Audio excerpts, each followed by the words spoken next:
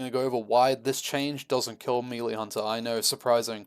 Now, I'm going to go over some stuff. I'm going to go over the logs. I'm going to show everyone the logs. Maybe people don't know about logs. Maybe. But we're going to go over it. Melee Hunter's still probably going to be the best melee DPS. It's still going to be good. It's not over, bros. However, it is a nerf. Now, why are Hunters getting nerfed so much? It's because they're overperforming. That's it. It's no persecution. It's just Hunters... Melee Hunter currently, sorry, let me specify that. Melee Hunter currently is really good. Ranged Hunter's not doing so hot, but Melee Hunter is doing really, really good. Now, what they're nerfing specifically is this little text here. So for the dual wield rune, if you're dual wielding, that will no longer be there. That is a nerf. That is approximately, because of how percentages work, that's something like, I think it's a 17% nerf to Raptor Strike. Because it's going from 130% damage to 100% damage. That's not just a flat 30, right? And then you factor in like other stuff like Raptor Strike's not the only damage source, stuff like that. So let's just go with an 18%. I've heard the number I use a lot, 18% nerf, right? Even then, Melee Hunter is still one of the best DPS in the game currently. Do I think ranged Melee Hunter could use a buff? Yes. But this brings it more in line with everyone else. I've heard a lot of people say all Hunter bring is damage. That's not true. Even though it's not relevant, Hunters do bring Frost Trap. Hunters bring aspect of the line, which is relevant. Not everyone plays on lines, and not everyone has a Paladin spec'd into the prot tree. Hunters also bring their pet taunts, which is a big deal for something like Thermoplug, especially when your tank needs to reset stacks if you're single tanking. And in case the tank dies, the pet being able to hold it even for a couple seconds is something that comes in mind. But mainly for the taunt swap for the tanks, something in BFD as we saw with like Gnomer or like get the Murloc, being able to just taunt and drop stacks on the tank is a big deal. It is relevant. Now, your raid team might not, that part might not be relevant, but it's something to keep in mind. But those in my mind are mainly the reasons you would bring a Hunter, is Aspect of the Lion and Pet Tank taunts. But the Lion's relevant for everyone, so the Lion's the main one, right? It is the only pure DPS class in SoD, so I of course do think it should be good. However, it doesn't need to be the best by a huge margin. This is the website we'll be using to check. This is Warcraft logs. Now, it's going to default you to Dragonflight, so you go see if this is a discovery. Voila, now you can sort here for Gnomer. And we're going to quickly go back in time to Black Fathom Deeps. Now, this is the DPS for all bosses in Black Fathom Deeps. This is to give us a general view of it, because if we just sort to max DPS, we're going to notice something really funny on Akamai, which is everyone's cheating. If you just look at just the highest percentage, so if you just look at the rank 1 passes, you're going to get a very different picture than what most people deal with. The way they did this, by the way, was they spawned a billion ads on Akamai and they just let the mage just go to town on it. There's a lot of cheesy shit people do for max logs. Not to say they're not good players for obviously getting the max thing, but there's a lot of cheesy shit you've got to do to get max DPS. You're not just sitting in there and just hitting the boss, right? Most of the time. So this is phase 1. Phase 1, very clear. Most melee are really, really good. Yeah, that's it. Most melee really good. This is including Gnomer, which is, this is a very tanky boss.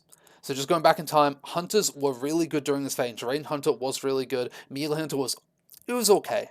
Wasn't the best. It was doing good, though. But definitely the upper half. So Hunters haven't been terrible. The reason I'm specifying this is because a lot of people in comments, are pretending that Hunter was somehow, unviable after they got nerfed in Black Fathom Deeps. That's not true. BM Hunter was also ripping the shit out of everyone in BGs. I remember the full Hunter plus Disc Priest pre-mates. Those were horrible nightmares of those things, absolute nightmares. So next, my auctions song based. You can probably see that in the background, I think. But that's whatever. That's just a history lesson. I've just heard a lot of weird cope. Again, Nerf sucks, but we do it. And to kill passes. Ranged Hunter was insanely popular class. It's not like this is only no one playing it. A lot of people play it. Not many people play melee, which is important because we're going to track that everyone's just playing the best spec because we have 18,000 melee players here. Let's have a look what happens when we look at current. Oh wow, would you look at that? Melee Hunter is now insanely ahead. I wonder why. Now this is passes so far, keep in mind that's why the numbers are different. But we can see everyone's playing Melee Hunter now, and that's because it's good. And it's also more fun. It is objectively more fun to be able to press an ability rather than waiting for the weapon swing, right? And people are still playing Ranged Hunter. No one's playing Frost Mage, and Frost Mage sucks. Alright, so what are we looking at right now? We're looking at the dot here represents the top DPS, and the line here is the median. The median is what we really care about because we don't want to just look at like rank 1 passes, right? Now we could infer that, like, oh, the most geared people get the best passes, or the best players get the best passes. And that's true, and gear and skill comes hand in hand, of course. But if we look at for the majority of people, let's go 90th percentile. This is what reasonably you can expect to do if you're a really, really good player doing everything. Melee Hunter's way ahead. Let's go to a AoE fight like Grubbus. Or Fiskus 4 is better. It's got a lot of burst AoE. So for burst AoE, this is how much damage a Melee Hunter's doing in the 90th percentile, which is top 10%. It is well and above. Oh, by the way, Warrior's only... Here, I will explain this. Warrior's not doing so hot, but it's really good on Viscous Fallout because they Sweeping Strike or Death Wish and AoE down the ads really fast, which Warrior does. Warrior has really good burst AoE. So for Melee Hunter, way ahead, way ahead. Even if this is nerfed by 17%, you're still very close to the top. Now, keep in mind, they are also nerfing boss armor in this, which will help Melee Hunter a lot too. It helps everyone, but Melee Hunter's good. Let's look at Electrocutioner. Still way ahead. Crowd Pummeler is weird. I don't know why. Fire damage seems to do a lot of damage to Crowd Pummeler. I don't know why that is. But this is a fight where Warlock absolutely pumps. Now, why is all melee really bad in this phase? Well, there's three reasons really. One, we've got access to a better war buff. The war buff currently favors casters a shit ton. The BFD one favored melee more.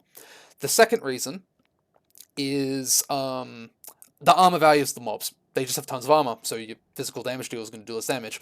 The third reason is casters now have access to PIs from Disc Priests. This is really big for passing. It's like, what, 30% damage for 20 seconds or something?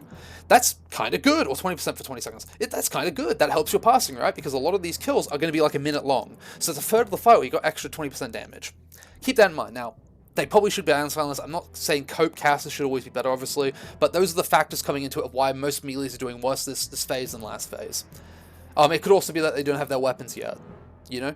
But we're at the 90th percentile, you'd assume people at this percentile are using their best weapons or they've got good weapons. Then let's look at an AoE fight like Menagerie. Now, for the 90th percentile, Fire Mages, crank it. This is a fight where, like, Melee Hunter is still super far ahead of everything. That's not a Fire Mage or Disc Priest. Or, sorry, Disc Priest. DPS Priest. DPS Priest, Fire Mage, like, it's no-brainer. Big AoE, big living bombs, big living frames, big dots. And then we go to Thermoplug. Yeah, again, massively ahead. This is for melee anyway, this is a super just single target, hit the shit out of the boss fight, right? Melee Hunter is fucking killing it.